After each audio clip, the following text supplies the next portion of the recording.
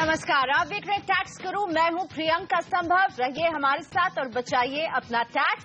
Tax saving और tax planning के इस शो में आपका एक बार फिर से स्वागत है। आज हमारा साथ दे रहे हैं टैक्स एक्सपर्ट अमिताभ सिंह, जो देंगे आपके तमाम सवालों का जवाब और साथ ही में टैक्स बचाने के टिप्स भी। लेकिन सबसे पहले शो का फोकस, गिफ्ट डीड बनाने में किन बातों का रखें ध्यान।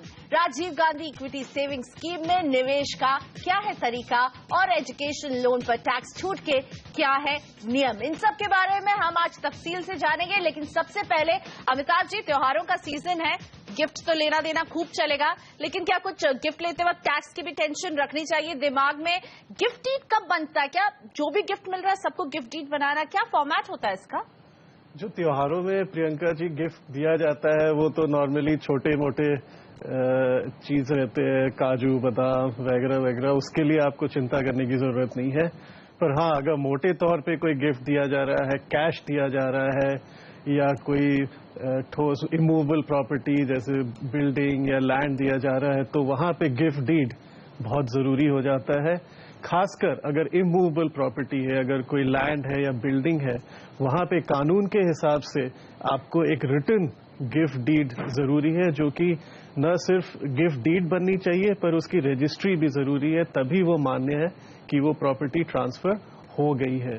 अदरवाइज गिफ्ट डीड, वो गिफ्ट जो है मानी नहीं जाएगी। तो किस तरीके से बनाया जाए इस गिफ्ट डीड को? इसमें क्या हमें मदद लेनी होगी वकीलों की या नोटरी की? कैसे बनता है ये गिफ्ट डीड? अगर किसी लैंड या बिल्डिंग की गिफ्ट डीड बन रही है तो अवश्य आपको किसी वकील या किसी जाने स्किल्ड आदमी की जरूरत पड़ेगी, क्योंकि उसमें काफी कुछ टर्म्स एंड कंडीशंस रहती है।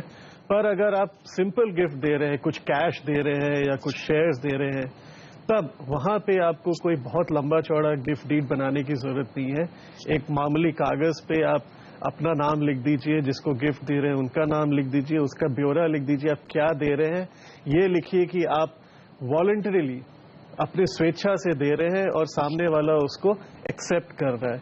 ये कागज इसलिए जरूरी है क्योंकि आगे अगर जिसे वो गिफ्ट मिला है उसे अगर कुछ प्रूव करना है, एविडेंस देना है कि ये गिफ्ट है, कोई अनएक्सप्लेन्ड इनकम या इन्वेस्टमेंट नहीं है, तो ये कागज उसके काम आएगी। और क्या जो गिफ्ट लेने वाला और देने वाला, उन दोनों के बीच में दोस्ती है, रिश्तेदारी है, यानी उनका जो रिश्ता है उस पर भी ये निर्भर करेगा कि गिफ्ट डीड बनाना है या नहीं? क्योंकि अगर ब्लड रिलेशन से मुझे गिफ्ट मिल रहा है तब भी गिफ्ट डीड बनाना होगा? गिफ्ट डीड हर सिचुएशन में बनाना चाहिए, रिकमेंडेड है। हाँ, अगर आपका ब्लड रिलेशन है, रिलेटिव है, तो गिफ्ट टैक्स नहीं लगेगा। जो हम सुनते आए कि 50,000 रुपए की लिमिट है गिफ्ट टैक्स पे, हाँ, उसके ऊपर गिफ्ट टैक्स लगता है। रिलेटिव के केस में गिफ्ट टैक्स नहीं है। तो एहतियातन अमिताभ जी यही सलाह दे रहे हैं कि गिफ्ट डीड जरूर बनाइए जब आपको कोई बहुत बड़ा गिफ्ट मिल रहा हो, जिसमें प्रॉपर्टी हो सकता है या 50,000 से ज्यादा कैश, तो गिफ्ट डीड बनाने में आप ही के लिए आसानी होगी आगे जाकर। और वैसे क्लैरिफाई कर चुके हैं, अगर छोटे गिफ्ट जैसे कि काजू किशमिश जूते या कपड़े मिल रहे हो तो उसके लिए गिफ्ट डीड बनाने की जरूरत नहीं है। और अब जोड़ते अपने दर्शकों को, मेरे साथ गुड़गांव से संतोष जी हैं फोन लाइन पर। नमस्ते संतोष जी, बताइए क्या सवाल है आपका? हेलो, नमस्ते अमिताभ जी एंड प्रियंका जी। मेरा सवाल ये है कि हमारी बेटी यूएस की सिटीजन बनी है और हम चाहते हैं कि कुछ प्लानिंग करें जिसके हिसाब से उनको हमारी हाउस प्रॉपर्टी, एंसेस्ट्रल प्रॉपर्टी और उनका एक पीपीएफ का अकाउंट भी है जो उनका ऑपरेटिव था जब से वो यहाँ पर हमारे साथ थी, वो भी उसमें भी कुछ राशि अवेलेबल है। तो हम जानना चाहते हैं कि इस स्टेटस चेंज के हिसाब से अब उनका टैक्स ट्रीटमेंट कैसा होगा, इंडिया में या यूएस में? संतोष जी, वो आपकी इकलौती बेटी है, आपके कोई और बच्चे भी हैं? हमारी दो बेटी हैं, एक इंडिया में है और ये प्रश्न जो है मैं जो बाहर यूएस में रहती है उनके बारे में पूछ रहा हूँ। अच्छा जी, कि उनके बारे में क्या किया जाए? संतोष जी, उसमें आपको दो चीज का ध्यान रखना होगा। एक तो कि क्योंकि आपकी बेटी यूएस सिटीजन है और यूएस में रह रही है, तो कोई भी चीज आप डिसाइड करें तो उसमें यूएस के टैक्स लॉज का भी थोड़ा ध्यान रखना पड़ेगा आपको। जहां तक इंडिया का सवाल है, आप विल के द्वारा या ऐसे ही अपने रहते रहते अगर कोई भी प्रॉपर्टी अपनी बेटी को गिफ्ट करे या ट्रांसफर करे, उससे कोई टैक्स लायबिलिटी नहीं बनेगी, उन पे कोई टैक्स नहीं लगेगा। जहां तक इंडिया का सवाल है, जो उनका पीपीएफ अकाउंट है, अगर उनका वापस इंडिया आने का कोई चांस नहीं है तो उन्हें वो पीपीएफ अकाउंट क्लोज कर लेना चाहिए और वो पैसे विड्रॉ कर लेने चाहिए। हाँ, विड्रॉल में उनको कोई इंडिया में टैक्स नहीं लगेगा। हाँ, जो पीपीएफ में उनको इंटरेस्ट मिल रहा है उस पे वो हर साल जो है यूएस में टैक्स दे रहे होंगे। जो आप उनको गिफ्ट देंगे या विल के द्वारा जो भी संपत्ति उनके हाथ में आएगी, यूएस में उनको उस संपत्ति पे जो अर्निंग्स होगी उस पे टैक्स देना पड़ेगा। इंडिया में कोई इनहेरिटेंस टैक्स नहीं है, बट अमेरिका में इनहेरिटेंस टैक्स है। पर क्योंकि आप इंडियन है और इंडियन अगर कोई संपत्ति देता है यूएस सिटीजन को तो उस पे कोई गिफ्ट टैक्स नहीं लगता। पर क्योंकि इसमें अमेरिका और इंडिया दोनों के टैक्स का सवाल जुड़ा हुआ है, किसी अमेरिकी कंसल्टेंट की भी जरूर सलाह ले, उसके बाद ही डिसाइड करें। और अब लेते हैं मोहम्मद अब्दुल अजीम का सवाल। इन्होंने मार्च 2016 में पीएफ की पूरी रकम निकाली जबकि इनके 5 साल पूरे नहीं हुए थे। अब्दुल ने अभी तक साल 2015-16 का रिटर्न भी फाइल नहीं किया है। अब्दुल जानना चाहते हैं कि वो रिटर्न कैसे फाइल कर सकते हैं। अब्दुल जी, क्योंकि आपने पीएफ अकाउंट में 5 साल पूरे नहीं किए तो जो भी आपने रकम निकाली है उसमें से कुछ अंश पे आपको टैक्स देना पड़ेगा। आपने जो 2015-16 की रिटर्न अभी तक नहीं फाइल की है, आपको 31 मार्च 2018 तक टाइम है रिटर्न फाइल करने का। बट यही सुझाव दूंगा कि जल्दी से जल्दी आप रिटर्न फाइल कर दें ताकि आपकी इंटरेस्ट और पेनल्टी की कोई सिचुएशन ना हो।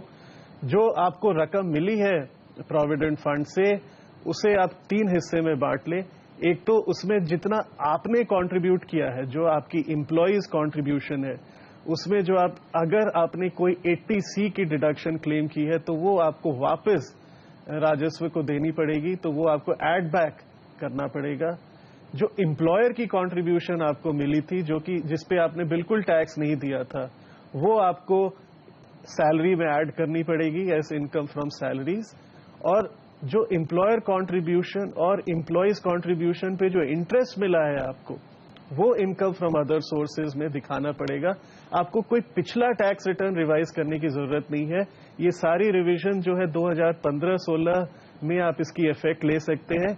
और सेक्शन 89(1) जिसमें कि आप एरियर्स के एडजस्टमेंट कर सकते हैं, उसके अनुसार आप इसका टैक्स इफेक्ट ले सकते हैं। और ऐसे जो मैंने पहले कहा कि सुझाव कि जल्दी से जल्दी अपनी रिटर्न भरें ताकि आपको और इंटरेस्ट न देना पड़े। अगला सवाल सिद्धराम हरवलकर जी का। Rajiv Gandhi equity saving scheme में 50,000 रुपए का निवेश करना चाहते हैं और सिद्धराम जानना चाहते हैं कि इसकी क्या प्रोसीजर होने वाली है पूरी तरह से। Siddharam ji, Rajiv Gandhi equity saving scheme जो है उन लोगों के लिए बनाई गई थी जो कि न्यू रिटेल इन्वेस्टर है, जिन्होंने पहले कभी स्टॉक मार्केट में पैसा नहीं लगाया है, किसी भी म्यूचुअल फंड या इक्विटी में पैसा नहीं लगाया है, उनको आकर्षित करने के लिए ये स्कीम बनाई गई थी। और अगर आप एक न्यू रिटेल इन्वेस्टर है, यानी कि आपका ना कभी डीमैट अकाउंट रहा है या अगर डीमैट अकाउंट था तो उसमें आपने कोई भी इक्विटी इन्वेस्टमेंट नहीं करी है, तो आप इस स्कीम में पार्टिसिपेट कर सकते हैं। Rajiv Gandhi equity saving scheme में 50,000 रुपए तक आप निवेश कर सकते हैं और 50% यानी 25,000 रुपए तक की आपको सालाना छूट मिलेगी उस साल के इन्वेस्टमेंट में।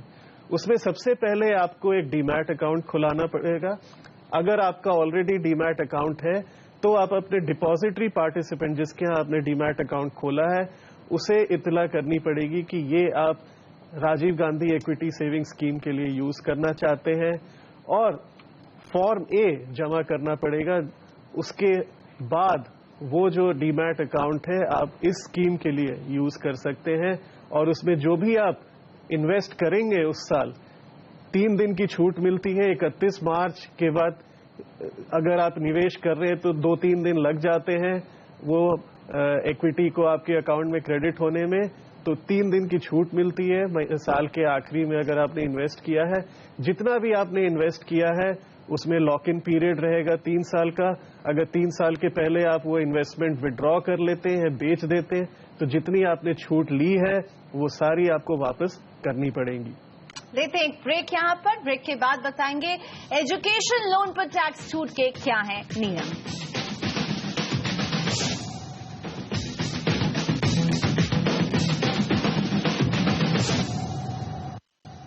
Welcome back. आप देख रहे हैं टैक्स गुरु, मेरे साथ टैक्स एक्सपर्ट अमिताभ सिंह बने हुए हैं। अमिताभ, हमारे पास कई सवाल आ रहे हैं जिसमें लोग पूछ रहे हैं कि उन्होंने अपने बच्चों की पढ़ाई के लिए एजुकेशन लोन लिया हुआ है या आगे जाकर प्लान कर रहे हैं कि लेंगे एजुकेशन लोन। तो क्या एजुकेशन लोन जब लिया जाता है उसके ब्याज और प्रिंसिपल की रकम पर भी कोई टैक्स छूट मिलती है? क्या है नियम? बिल्कुल मिलती है, और एजुकेशन लोन सिर्फ बच्चों के लिए नहीं, अपने लिए भी ले सकते हैं अगर वो आगे पढ़ाई करना चाहते हैं, अपने स्पाउस के लिए, बच्चों के लिए, या कोई बच्चा जिनके वो लीगल गार्जियन है, इनके लिए भी लोन लिया जा सकता है। और लोन के दो भाग है, एक तो प्रिंसिपल अमाउंट हो गया और एक इंटरेस्ट अमाउंट हो गया। अगर इन्होंने लोन किसी बैंकिंग ऑथराइज्ड बैंक से लिया है या कोई ऑथराइज्ड चैरिटेबल इंस्टीट्यूशन से लिया है तो इन्हें छूट मिलती है। अगर इन्होंने किसी फ्रेंड या किसी रिलेटिव से लिया है लोन और उस पर कोई ब्याज दे रहे तो उन्हें कोई छूट नहीं मिलेगी। पर अगर कोई ऑथराइज्ड एजेंसी से इन्होंने अगर लोन लिया है तो 80E के अंतर्गत इन्हें इंटरेस्ट की डिडक्शन मिलती है जिसकी कोई लिमिट नहीं है। जितनी इन्होंने इंटरेस्ट दी है 8 साल तक, या जब तक वो इंटरेस्ट दे रहे हैं, विच एवर इज अर्लियर, जो जल्दी खत्म हो जाए तब तक ये इंटरेस्ट की डिडक्शन ले सकते हैं। जहां तक प्रिंसिपल का अमाउंट है, 80E में उन्हें इंटरेस्ट की सिर्फ डिडक्शन मिलेगी, प्रिंसिपल की नहीं मिलेगी। पर 80C जिसमें कि 1.5 लाख रुपए की ओवरऑल एक लिमिट है, उसमें ट्यूशन फीस के लिए वो डिडक्शन क्लेम कर सकते हैं अगर उनकी पूरी लिमिट दूसरे बाकी निवेश से या सेविंग से एग्जॉस्ट नहीं हुई है, तो ट्यूशन फी कुछ हद तक वहां पे वो डिडक्शन क्लेम कर सकते हैं। तो 80C में कुछ हद तक आपको छूट मिल सकती है, लेकिन 80E के जरिए एजुकेशन लोन के इंटरेस्ट पर आप छूट ले सकते हैं, इसका ख्याल रखें। और शुरुआत करते हैं सवालों के सिलसिले को। सुशील कुमार जी मेरे साथ फोन लाइन पर है दिल्ली से। नमस्ते सुशील जी, बहुत स्वागत है आपका। बताइए टैक्स को लेकर क्या परेशानी है? Ma'am, first of all thanks to Amitabh Singh ji and ma'am Zaira. Ma'am, मेरा क्वेश्चन रिगार्डिंग था 54 के बारे में। और सेकंडली मैम, आपका शो इतना अच्छा, इतना नॉलेजेबल है, और एक्चुअली आपका शो सिर्फ आधे घंटे का, इसमें सिर्फ आधा पेज ही भरता है। तो I think it should be at least 1 hour का होना चाहिए। थैंक यू सुशील जी, मैं आपकी बात जरूर पहुंचाऊंगी अपने आला अधिकारियों तक कि आपको शो इतना अच्छा लगता है कि आप डिमांड करें कि 1 घंटे का शो करें। अब बताइए, अपनी समस्या पूछिए आप सुशील जी। हाँ मैम, मैंने एक्चुअली फ्लैट लिया था नोएडा के अंदर, मेरी वाइफ और मेरे नाम से है। तो वो मैंने इसका जो एग्रीमेंट हुआ था वो हुआ था 2009 के अंदर, दिसंबर 2009 के अंदर। और उसके बाद जो हमने तो टोटल जो उसका अमाउंट पे किया था वो रजिस्ट्रेशन और स्टैंप ड्यूटी मिला के और रजिस्ट्रेशन फी मिला के हमने उनको 62,43,000 रुपये पे किया था। और मैं पूछना चाहता हूँ कि उसमें जो सर्कुलेटर उन्होंने लगा के जो टोटल कॉस्ट बनी थी वो मेरी बनी थी 92,96,000। और यदि मैं इसको इंडेक्सेशन लगाता हूँ 2009 से लेकर 2016 तक, तो वो अमाउंट बनता है टोटल 1,03,00,000 रुपया। तो मैम, इसमें से कौन सा अमाउंट मेरा कैपिटल अमाउंट होगा? पहला क्वेश्चन तो मेरा ये है। और सेकंडली, यदि इसको मैं सेल आउट करता हूं तो विद इन 3 इयर्स और आफ्टर 3 इयर्स तो मेरा कितना अमाउंट कैपिटल गेन होगा? और वो जो अमाउंट मेरा गेन होगा तो क्या टोटल मुझे सिर्फ उतना ही अमाउंट इन्वेस्ट करना पड़ेगा कि मुझे एक्चुअल कैपिटल अमाउंट भी इन्वेस्ट करना पड़ेगा? So this is my question. 2009 में आपने फ्लैट बुक कराया था, आपको पोजेशन जो है काफी दिनों बाद मिला, तो इसमें सबसे पहले एक डाउट आता है कि आपको कैपिटल गेन्स की कैलकुलेशन के लिए कौन सी तिथि अकाउंट में लेनी पड़ेगी, क्योंकि 2009 में आपको फ्लैट नहीं मिला, आपने बुकिंग कराया, आपको पोजेशन आगे जाके मिला है, 2015 में मिला है आपको पोजेशन। तो बहुत बार इनकम टैक्स अथॉरिटीज जो है पोजेशन के डेट या रजिस्ट्रेशन के डेट को अहम मानते हैं कैपिटल गेन्स कैलकुलेट करने के लिए। तो इसमें थोड़ी डिस्प्यूट की संभावना है और इसको आप मद्देनजर रखिए। दूसरा है कि आपकी कॉस्ट क्या होगी। कॉस्ट सर्कल रेट पे डिपेंड नहीं करती है। सर्कल रेट के हिसाब से आपने स्टैंप ड्यूटी दे दिया, वो काम खत्म हो गया। जो कॉस्ट है, जितने पैसे आपने एक्चुअली बिल्डर को दिए हैं, उसमें से जितने रकम आपको पेनल्टी के बतौर उसे वापस मिले, वो कम करके जो आपकी कॉस्ट बनी, वो आपकी कॉस्ट ऑफ एक्विजिशन रहेगी और उस पे आप इंडेक्सेशन बेनिफिट साल पर साल ले सकते हैं। और उससे जो आपकी इंडेक्स्ड कॉस्ट ऑफ एक्विजिशन होगी, उसमें से जितनी रकम आपको सेल में मिलेगी, वो घटाने के बाद जो आपकी कैपिटल गेन्स आएगी, वो आपकी रियल कैपिटल गेन्स है। अगर आपकी सेल प्राइस आज के सर्कल रेट से कम है, तो फिर आज का सर्कल रेट ही आपकी सेल वैल्यू मानी जाएगी और एक तरह से नोशनल कैपिटल गेन्स आपके खाते में जोड़ दिया जाएगा और उस पर भी आपको टैक्स देना पड़ेगा। भिलाई से मेरे साथ राम कुमार केशरवानी फोन लाइन पर हैं। नमस्ते केशरवानी जी, बताइए टैक्स को लेकर क्या उलझन है? मैंने एक सीनियर सिटीजन सेविंग अकाउंट खोला है SBI में, और उसी SBI में एक सुकन्या समृद्धि योजना के अंतर्गत मैं अपने पोती के नाम से कुछ अकाउंट खोला हूँ। तो वो सीनियर सिटीजन सेविंग स्कीम में मतलब किस सेक्शन के अंडर टैक्स बेनिफिट मिल सकता है मेरे को? और SBI से क्या कोई डॉक्यूमेंट लेना पड़ेगा? राम कुमार जी, आपके सवालों के लिए शुक्रिया। इसको दो भाग में ले लेते। पहले आपके सीनियर सिटीजन सेविंग स्कीम के तरफ देखते हैं। इसमें आपको बेनिफिट मिलेगा 80C के अंदर। 80C में आपको पता होगा कि 1.5 लाख रुपए तक की आप डिडक्शन ले सकते हैं। 80C के अंतर्गत इसमें आपको बेनिफिट मिल सकता है। जितना भी आपने उस साल इस सेविंग स्कीम में जमा कराया है, उसकी बेनिफिट मिलेगी। आपने क्योंकि ऑलरेडी अकाउंट खोला हुआ है और पासबुक आपको मिल चुका है, आपको कोई और चिट्ठी या कोई और एविडेंस की जरूरत नहीं है। हाँ, जो आपने पैसा जमा कराया है उसकी पेन स्लिप आप संभाल के रखें, क्योंकि वो आपसे मांगी जा सकती है और कोई चीज आपको इस डिडक्शन को क्लेम करने के लिए जरूरत नहीं है। जहां तक सुकन्या समृद्धि का सवाल है, ये डिडक्शन सिर्फ उनको मिलता है जिन्होंने अपनी बेटियां या जो लीगल गार्जियन है किसी बेटी के जिसकी उम्र 10 साल से कम है, उनके लिए अगर उन्होंने कोई सेविंग स्कीम शुरू की है, उन्हें डिडक्शन मिलता है। आपने कहा वो आपकी पोती है, मतलब आप उनके पिता नहीं है, ग्रैंडफादर है, और क्योंकि उनके पिता आपने लिखा है कि वो हैं और वो अलाइव है, तो इसलिए आपको डिडक्शन नहीं मिलेगी, क्योंकि आप कानून के निगाह में उनके गार्जियन नहीं है, लीगल गार्जियन नहीं है, तो आपको डिडक्शन इस सुकन्या समृद्धि के लिए नहीं मिल पाएगी। लेते एक छोटा सा ब्रेक यहाँ पर। ब्रेक के बाद अगर NRI भारत में भेजता है अपनी कमाई, तो क्या देना होगा टैक्स उस पर?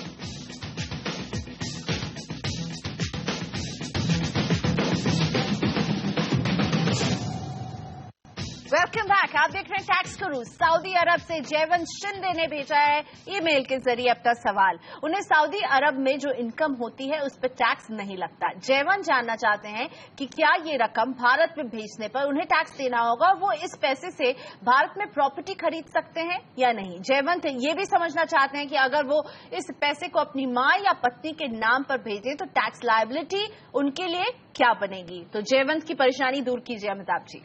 जयवंत जी नमस्कार। आप जो पैसा सऊदी अरेबिया में कमा रहे हैं वहां आपको टैक्स नहीं देना पड़ रहा, मुबारक हो। आप वो पैसा कमा के इंडिया भेजेंगे तो उस भेजने पे आपको कोई टैक्स नहीं देना पड़ेगा। जब तक वो पैसा आपके सऊदी अरब के अकाउंट से आपके निजी अकाउंट में आ रहा है, कोई टैक्स की जिम्मेदारी आप पे नहीं है। उस पैसे को आप जैसे चाहें खर्च कर सकते हैं, उससे आप प्रॉपर्टी खरीद सकते हैं। हाँ, आप अगर किसी फार्म हाउस या प्लांटेशन या एग्रीकल्चर प्रॉपर्टी है वो नहीं खरीद सकते, पर और कोई भी चीज में आप निवेश कर सकते हैं, क्योंकि आप नॉन रेजिडेंट इंडियन है तो आपको पूरी छूट है। अगर ये पैसा आप अपनी पत्नी या अपनी मदर, अपनी माता जी को ट्रांसफर करना चाहते हैं ताकि वो इस पे कुछ अर्निंग्स कर सके, वो भी आप कर सकते हैं। दोनों को आप पैसा ट्रांसफर करेंगे, उनके हाथ में कोई टैक्स नहीं लगेगा ट्रांसफर करने पे। उस पे जो पैसा कमाएंगे उसमें एक बात का ध्यान रखें कि आपकी पत्नी को जो आपने ट्रांसफर किया है उस पे जो अर्निंग्स होती है वो आपके हाथ में क्लब हो जाएगी और उस पे आपको टैक्स देना पड़ेगा, उन्हें नहीं। हाँ, माता जी को जो आप पैसा ट्रांसफर करेंगे उससे जो वो कुछ भी कमाएंगी वो उन्हीं के हाथ में टैक्स होगा। ये थोड़ा सा फर्क है जो आपको ध्यान रखना पड़ेगा। और इसी के साथ अमिताभ, शुक्रिया, आपने वक्त निकाला हमारे लिए, हमारे दर्शकों का मार्गदर्शन किया। टैक्स गुरु में आज इतना ही। आप अपने सवाल, राय, सुझाव हमें भेजते रहिए हमारे ईमेल एड्रेस पर। आज के लिए इतना ही। नमस्कार।